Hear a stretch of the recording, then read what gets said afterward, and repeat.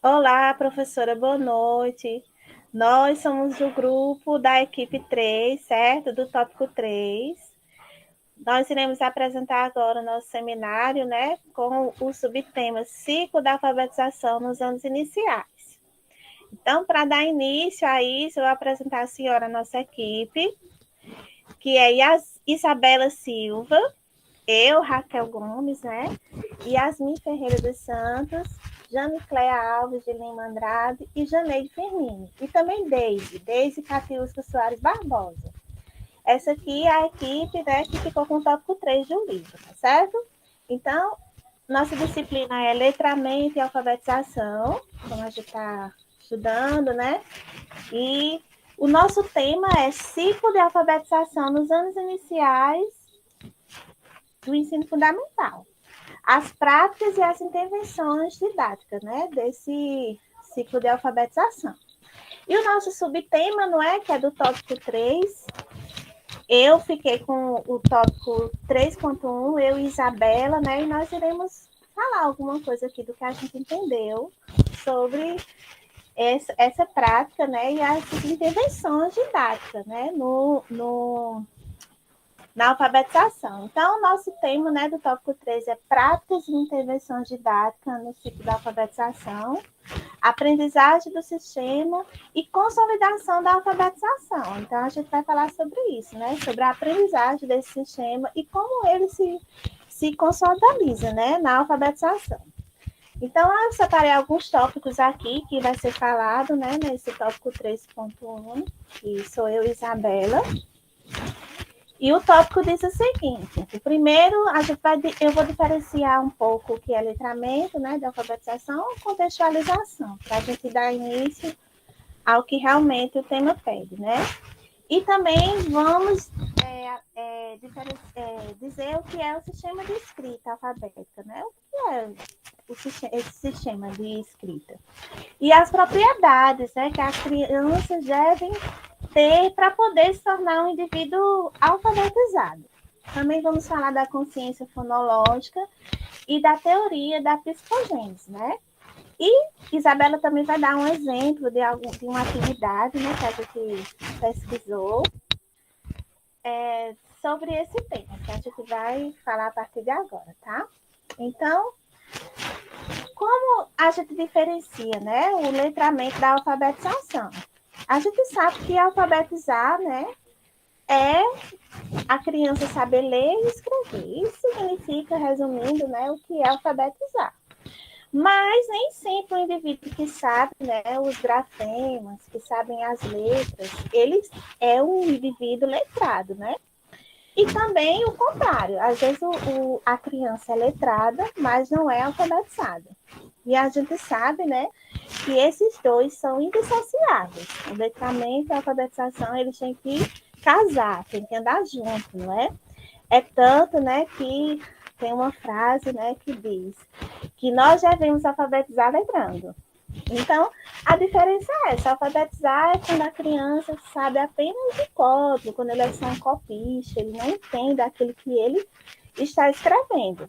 Mas quando ele adquire, né, o letramento, ele passa a entender tudo aquilo que está ali na frente dele, aquela escrita, aquelas letras, o texto, seja lá o professor trouxer, ele passa, né, a entender aquilo ali e usar nas suas práticas sociais, no seu dia a dia, né? Então, a gente, resumindo tudo isso, ambos, né, são indissociáveis, né, como eu falei, eles são inseridos ao mesmo tempo.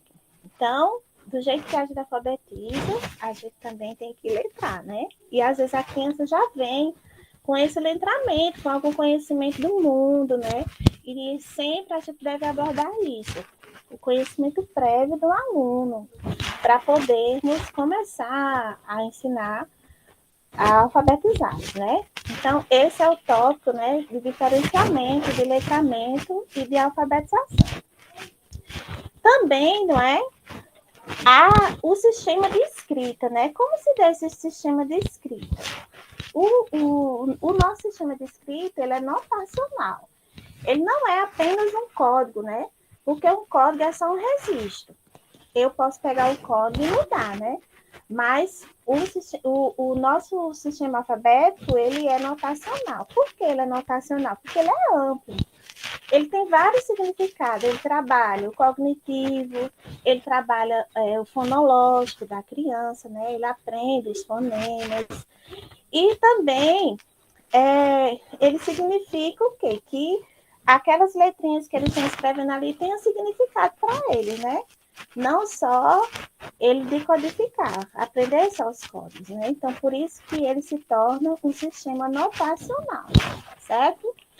E aqui, nesse último slide, né, que eu estou apresentando, tem algumas propriedades que a criança tem que ter, né, para você dizer assim, essa criança é alfabetizada, né? Então, no nosso livro fala dessas propriedades, né, que estão aí. No caso, eu vou ler alguns para vocês, né, como tem muitas, são mais de 10, são 10, né, na verdade. Então, ó, as letras notam e substituem a pauta sonora das palavras que pronunciamos e nunca levam em conta as características físicas ou funcionais dos referentes que substituem, né? Então, se ela vê uma imagem de um trem, né, ela vai saber escrever. Por quê? Mesmo que ela não saiba o código, né? Ela olhando, ela diz, aquilo é um trem. Outra, isso aqui, as letras notam segmentos sonoros menores que as sílabas orais que pronunciamos. A criança vai entender o som, né? Ela vai aprender a diferenciar aqueles sons, né? No caso, o som que é pequeno, o som que é alto, entendeu? Aí o outro diz, as letras têm valores sonoros fixos, né? Apesar de muitas terem mais de um valor sonoro e certos sons poderão ser notados com mais de uma letra, né? E aí vocês estão conhecendo, né, algumas dessas propriedades do nosso sistema de alfabetização. E agora, nossa amiga Isabela, né, ela vai falar um pouco sobre a consciência fonética, tá certo? Então, eu vou passar aqui o slide para ela dar continuidade.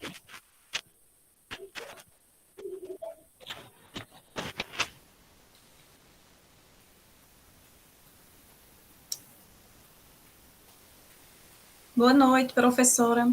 Dando continuidade ao nosso tópico, eu fiquei com a questão de aprofundar mais a questão da consciência fonológica. Sendo assim, na consciência fonológica, a gente abrange todos os tipos de consciência dos sons que compõem o sistema de uma certa língua. Os níveis são a fonêmica, a sílbica e a intrassílbica. Na fonêmica, a gente pode estudar a capacidade de manipular e isolar os fonemas que compõem a palavra. É a parte que a criança vai aprender a fazer a divisão das palavras de forma individual, como está citando aí no exemplo. Por exemplo, identificar quantos fonemas, quantos sons tem a figura pato. Ele vai aprender a identificar e a separar os fonemas de cada palavra. E na questão sílbica, vai trabalhar a divisão das palavras em unidades sílbicas, por exemplo, identificar quantas sílabas, pedaços, contém a figura, o dado. E também vai trabalhar, no caso, a capacidade de segmentar as palavras em sílabas. A criança vai ter a diferenciar, discriminar as sílabas já no nível mais aprofundado. E trabalhando o sistema intrassílbica, a divisão das palavras em unidades maiores que um fonema individual, mais menores que uma sílaba, rima e alterações. Nesse caso, a criança já vai ter a capacidade de inverter, de omitir, ou seja, de substituir e adicionar grupos e sons dentro da sílaba.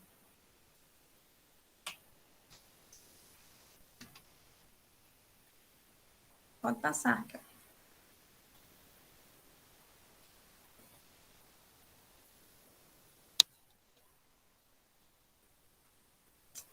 Raquel, pode passar para a teoria de psicogênese. Na teoria de psicogênese. Isso. A teoria de psicogênese. Eu estive estudando essa teoria além do que estava no livro, porque eu me aprofundei na questão da teoria que foi fundada por Beatriz Maria Ferreiro Chave. A partir de 1974, ela criou na Universidade de Buenos Aires, onde desenvolveu várias experiências e momentos com crianças e estudos, entre esses que lhe garantiram resultados suficientes para suas conclusões, que deram origem à obra mais importante da Emília Beatriz, que foi a psicogênese da língua escrita. Essa teoria, ela revelou o quê? Ela revelou que toda criança passa por 4 fases até o nível de alfabetização, que são elas: o pré-síllico, o nível síllico, o nível síllico alfabético e o nível alfabético. No nível pré-síllico, quando ainda não consegue relacionar as letras com os sons da língua falada. É quando as crianças ainda estão no nível que não consegue relacionar as letras com o som da palavra falada. E no nível síllico é quando interpreta da sua maneira, atribuindo valor a cada sílaba. É quando ele ainda não conhece os sons de cada sílaba e interpreta de sua maneira. E o nível síllico alfabético, quando ele mistura a lógica da frase anterior com a identificação de cada sílaba. É quando ele ainda não tem o domínio dos sons de cada sílaba. E no nível alfabético, já é quando já se tem o domínio do valor das letras, dos sons, e já consegue formar sílabas. Pode passar para o exemplo da atividade.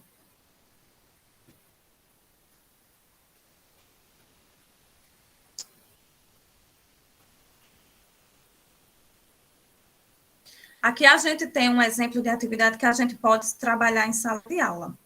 A gente aqui pode trabalhar pedindo para marcar a imagem que comece com o mesmo som. Como, por exemplo, a imagem pássaro. A gente vai atribuir pedindo para que a criança tente distinguir qual a imagem que vai ter a palavra que se aproxime mais, que rime mais com a palavra pássaro. Do mesmo jeito, galho, qual a imagem que ele identifica que se aproxima mais o som da palavra falada ao nome galho. Do mesmo jeito, mala. A criança vai identificar qual a palavra que vai mais se associar à rima, à sílaba da mala, que é cadeira, macaco ou regador. A criança vai aprendendo a associar sons, rimas, sílabas através de palavras faladas e de imagens.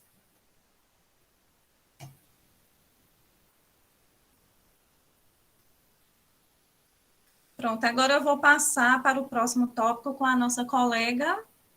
Quem é que vai apresentar agora?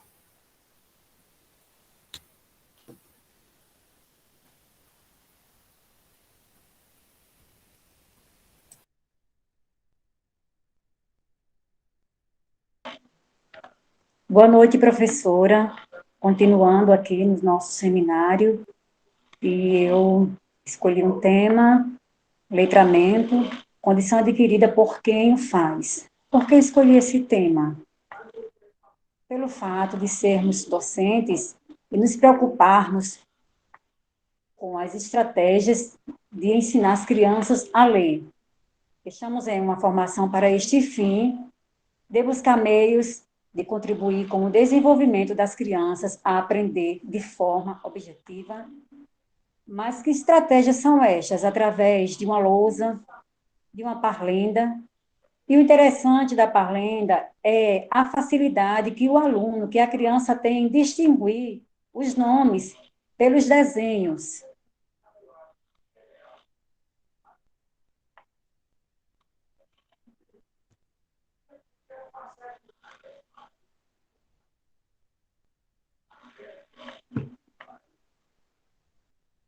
Desculpa, uma falha.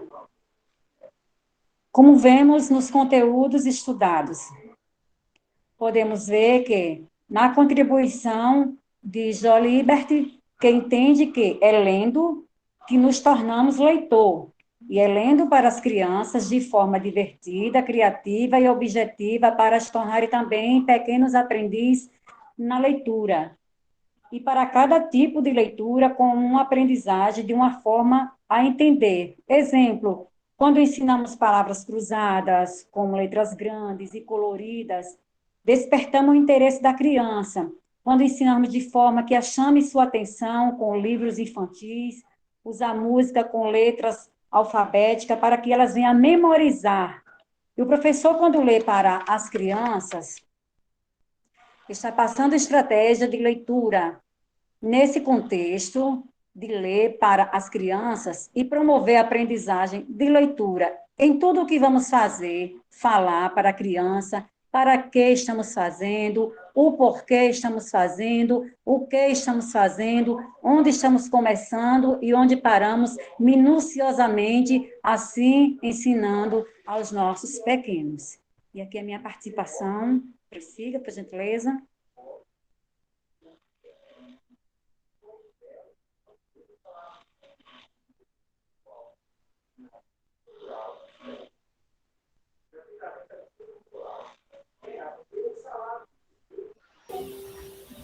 Boa noite.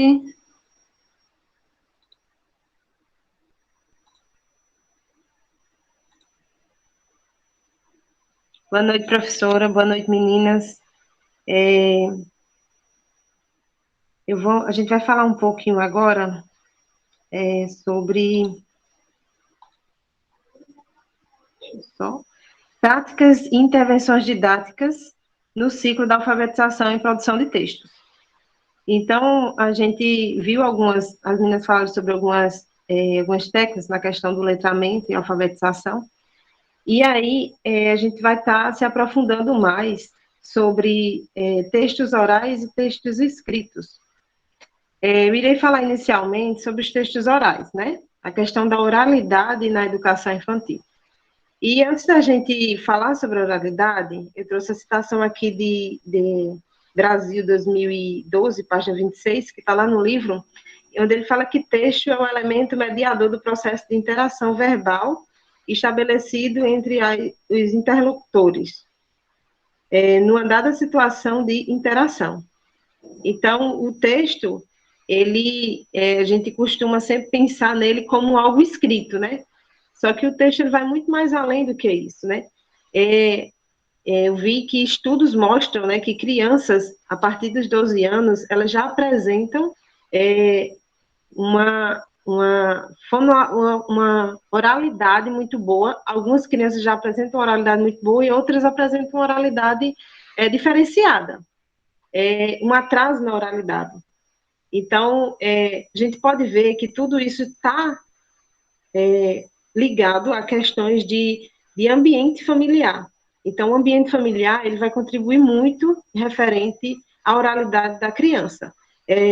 Se ela tiver um ambiente onde as pessoas conversam, as pessoas perguntam, as pessoas se comunicam com ela, quando ela chega lá na escola, ela geralmente é uma criança que já se comunica mais, mesmo pequena. E aí, onde a gente começa a ver uma certa desigualdade na questão da oralidade ali, do ambiente familiar, quando vai para a sala de aula. E aí, a gente se aprofundando mais sobre as questões da oralidade, os textos orais, a criança, ela produz os textos quando fala. Então, quando ela conta uma história, quando ela explica uma situação que aconteceu com ela, quando ela vivencia algo e ela quer te contar, isso já é um texto, já é uma produção oral que ela está criando. Então, a gente tem que permitir que a criança ela possa expressar tudo que ela está sentindo, ela possa expressar as histórias, ela ter esse ambiente que ela consiga se comunicar, porque a partir dessa comunicação é que ela vai começar a produzir, ela vai começar a ser um ser pensante, né? Um ser que tem possibilidade de ter uma opinião própria, de entender a situação e transmitir essa situação.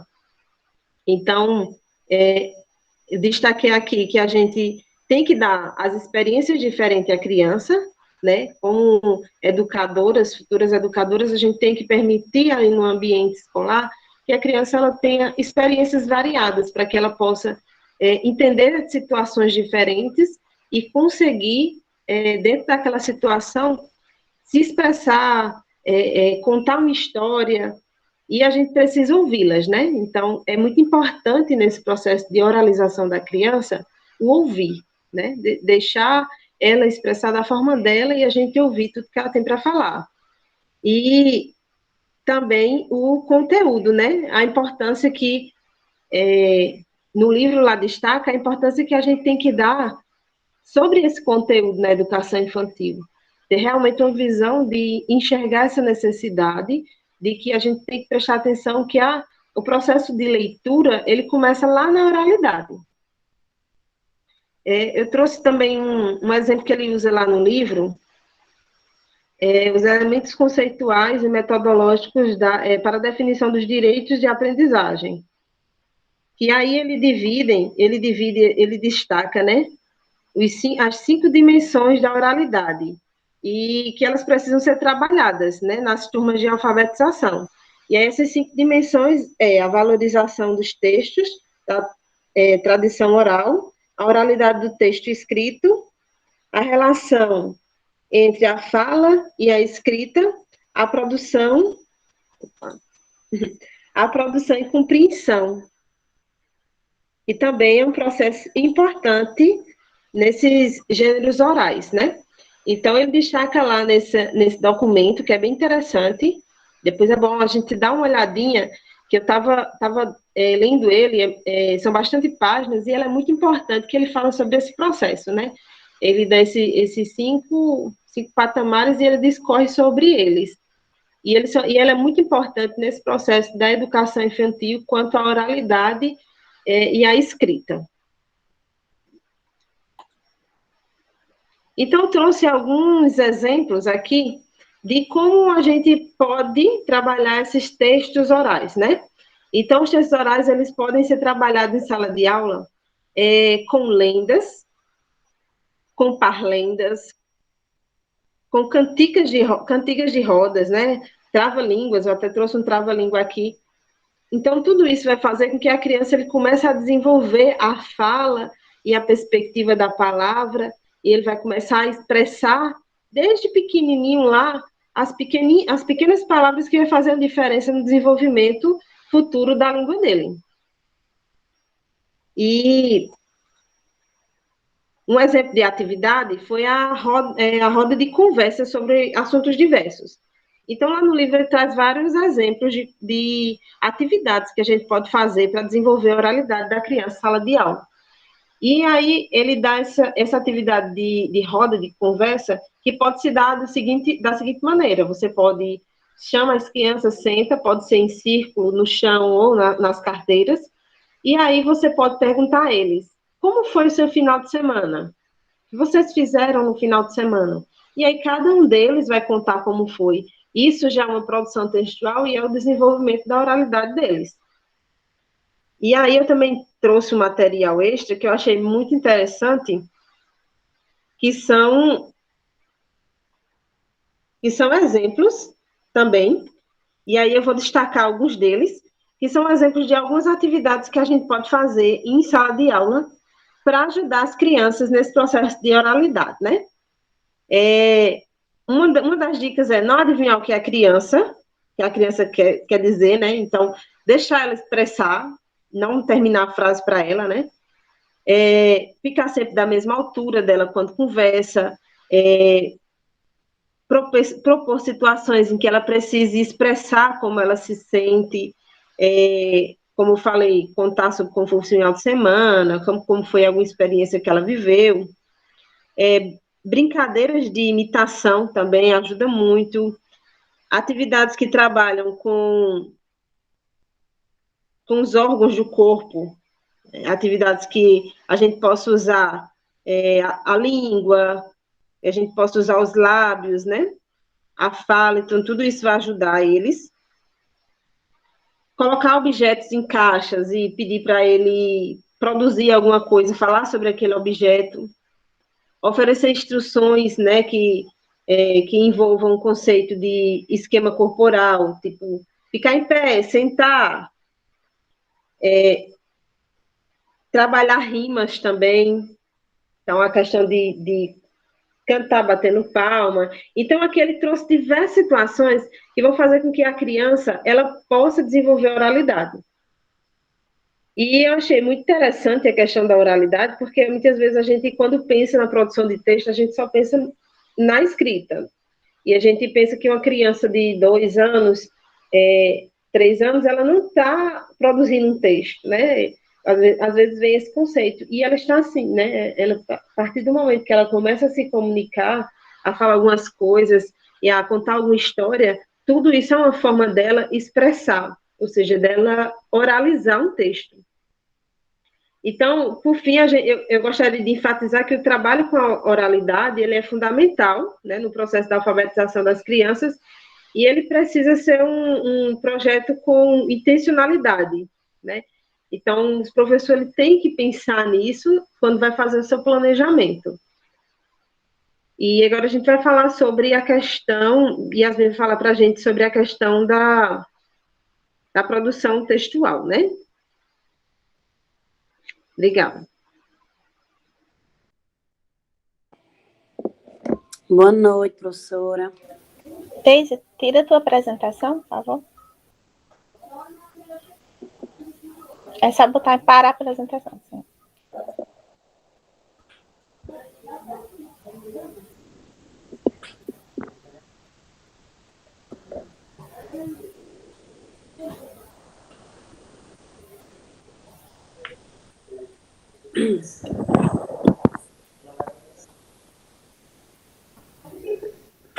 Bom, eu vou falar sobre as práticas e intervenções didáticas no ciclo de alfabetização e produções de texto.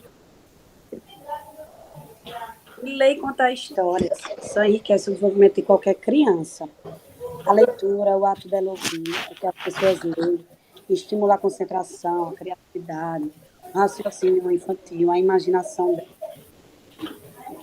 Esse tipo de costume na infância, que a gente lê para crianças, abrem portas para o universo, rico em possibilidades, para novas descobertas pela criatividade. A brincadeira, ela permite à criança vivenciar várias coisas. A descobrir a ela mesma, aprender a realidade, tornando-se capaz de desenvolver seu potencial criativo. A criança alfabetiza a si mesma. Ela inicia uma nova aprendizagem antes mesmo de entrar na escola. Isso é feito só para um ano. Pode passar, tá? Vou citar aqui um exemplo, que foi a produção de texto, a produção textual em quadrinho que eu fiz aí. A gente pode começar iniciando com um exemplo oral, junto com os alunos. Para os mais pequenininhos, a gente pode fazer de forma coletiva, usando o professor como escriba. Depois de realizar essa tarefa, a gente pode continuar explorando, que nem eu deixei aí, esse quadrinho, pedir para os alunos se apresentar o que foi escrito. Pode ser em forma de teatro, pode criar novos nomes para os personagens, nomear tudo que tem na imagem. Também é possível para os maiores, eles escreverem em forma de texto convencional. E aí a gente vai estar usando, trabalhando as diversas habilidades da ABNT. Outra atividade que eu deixei aqui também, que é alguns exemplos da atividade, foi sobre completar a história. O professor vai distribuir fichinhas para todos os alunos no início e o final do texto, no início e no final. Aí os alunos vão completar o meio da história, pode ser em duplas ou em equipe maior. Já a atividade 2 é o jogo da história coletiva. Ela vai colar figurinhas em sequência nas laterais de uma cartolina, deixando uma extremidade livre para traçar a seta inicial do jogo. Vai se riscar e separar as figuras com caneta e isopor. O material necessário que ela vai usar para essa brincadeira vai ser a cartolina, figuras, dadinho, cola, régua, caneta. Aqui vai ter alguns exemplos. O jogo tem a equipe de 4, vai jogar o dadinho, contar as casas e na figura que parar vai iniciar a história. Aí vai ser a sugestão para a correção, vai ser a autocorreção das crianças. Após a conclusão do jogo, eles vão ler o texto e vai realizar a correção. Assim como toda a produção textual, seja o menor rabisco realizado por uma criança da educação infantil, que ainda não é alfabetizada, merece ser levada em consideração, pois é uma maneira de se comunicar com o mundo e expressar seus sentimentos. A forma dela falar, cantar, brincar, vai ter que estar sempre prestando atenção nisso. As atividades de brincadeiras na educação infantil, ela tem como objetivo não só incentivar as crianças a não só brincar, né? Mas também, antes de tudo, uma ação essencial para a vida delas, para o desenvolvimento mental, social, emocional e o físico da criança.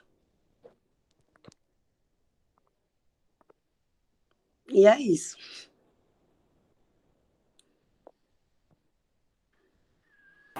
Bem, professora, então a gente encerra agora, tá? Nossa apresentação.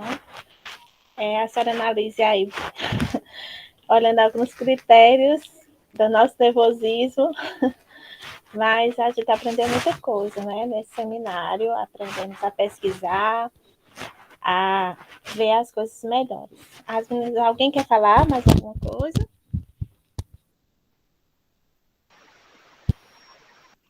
Não, Raquel, tá tudo ok. Isabela? A questão dessa ideia do seminário foi bom para a gente. Como minha experiência mesmo foi a primeira vez de apresentação, é bom a gente ir quebrando essa questão de ansiedade por apresentar, esse nervosismo. Isso vai nos ajudar muito futuramente, principalmente quando a gente for apresentar o TCC, né? Que com certeza a professora vai querer. Isso é muito bom, porque é experiências futuras para a gente. E até a desenvoltura da gente, né? Diante de outras pessoas e também quando a gente estiver na sala de aula, né? Que a gente vai e estar no público. Às vezes a gente tem tanto para falar, a gente adquiriu tanto conhecimento na questão da leitura, mas por questão nervosismo, na hora, ansiedade, vergonha, a gente termina nem expressando tudo o que a gente quer. Exatamente. E como a gente vai adquirindo mais desenvoltura com a câmera, com o público, a gente vai adquirindo cada dia mais melhorias, né, nessa questão aí. E na área que a gente escolheu, isso é muito importante, a gente adquirir e a gente aprimorar mais. Pronto, então vou parar aqui a gravação, tá? Vou cortar essa fala agora que eu dei e a gente manda para a professora. Muito obrigada, Raquel. Obrigada, Raquel. Valeu aí.